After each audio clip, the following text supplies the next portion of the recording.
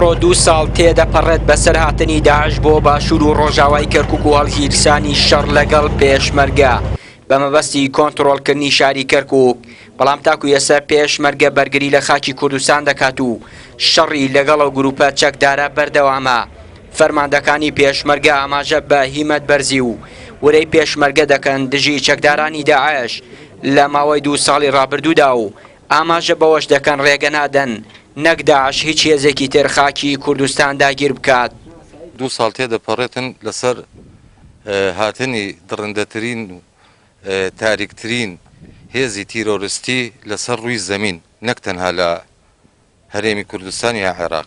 ئێمە وەک هێزی پێشمەرگەی کوردستان 2 ساڵە بەرەنگاری لە سنوورەکانی خۆمانەکەین و بە هێز و بازووی پێشمەرگەی قارەمان ئامادەین نەک هەر داعش هەر هێزێکی کە بیەوێتن توخونی هەرێمی کوردستان بکەوێتن هەر بەو دەردەیانە بین کە پێیانمان بردووە ئەمە 2 ساڵە. دیارە بە خوێنی شەیدان و هەوڵ و ماندووبوونی پێشمەرگە و پاڵپشتی هێزەکانی هاوپەیمانان و خۆبەخشەکانی کوردستان توانراوە ئەم کوردستان پارێزرێ و ئێمە هەموو کاتێ لە سەنگەرداین بۆ ڕوبەڕووبوونەوەی دوژمنانی کورد و کوردستان. لە ڕۆژی 10 حوزەیرانی ساڵی 2014 پاش کۆنتڕۆڵکردنی پارێزگای مووسڵ لەلایەن چەکدارانی داعشەوە لە باشووری کەرکووک فیرقەی 12ی سوپای عێراقی بارەگا و سەنگەرەکانی بۆ داعش چۆڵ کرد و سنوورێکی فراوانی بە چەک و جبەخانەوە بۆ داعش بەجێهێشت و لەو کاتەوە پێشمەرگە شەڕی بەردەوامی داعش دەکات. جێگیری فەرماندەی ژووری ئۆپراسیۆنەکانی باشووری کەرکووک دەڵێت شەڕ کۆتایی نایەت و دروستکردنی سەنگەر و خەندەق لە باشووری کەرکووک سنووری کوردستان نییە.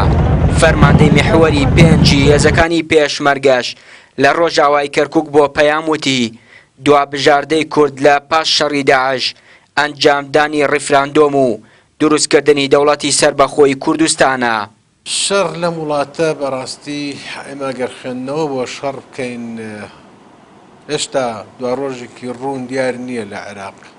ئەوە من قەناعەتم وایە تەنهاش ئەوەی ئەیبینم ئەوەڵ چوونەی لە عێراق و لە ڕۆژهەڵاتی ناڕاست هەیە بە کۆتایی هاتنی داعش شەڕ لەم ناوچەیە کۆتایی نایەوە بزانام کۆتایی شەڕ ئەو کاتە دێت کە هەموو لایەنە عێراقیەکان کۆک بن ئایا توانن پێکەوە عێراق بەڕێوەبەرن یاخود جیرانی باشن بێت. جێردەی ئێمە ئەوەیە یەکەم گەلی کوردستان بڕیار لە چارەنووسی خۆی بدە بە پێی بڕیارەکانی نەتۆ یەکگرتووەکان بە پێی قانونی دەولی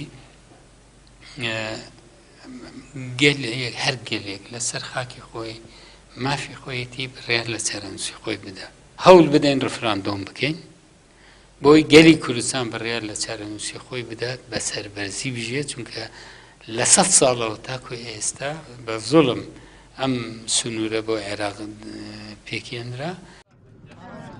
ماوەی 2 ساڵە پێشمەرگە بە هاوکاری هێزەکانی هاوپەیمانی نێودەوڵەتی بە درێژای 1050 کیلۆمەتر شەڕی داعش دەکات و با سەدان کیلۆمەتر سنووری کوردستان لە ژێرچنگی ئەو گروپە چەکدارە ڕزگار کردووە و بە سەدان شەیدون برینداری لەو پێناوەدا داوە. ئێستاش خاکێکی زۆری کوردستانی لە ژێردەستدایە و دەی پارێزێت و دڵنیایی دەدات بە هاونیشتیمانیان تا پێشمەرگە مابێت خاکی کوردستان هەر ئازاد دەبێت. چیانووری کەناڵی ئاسمانی پەیام ڕۆژئاوای کەرکووک.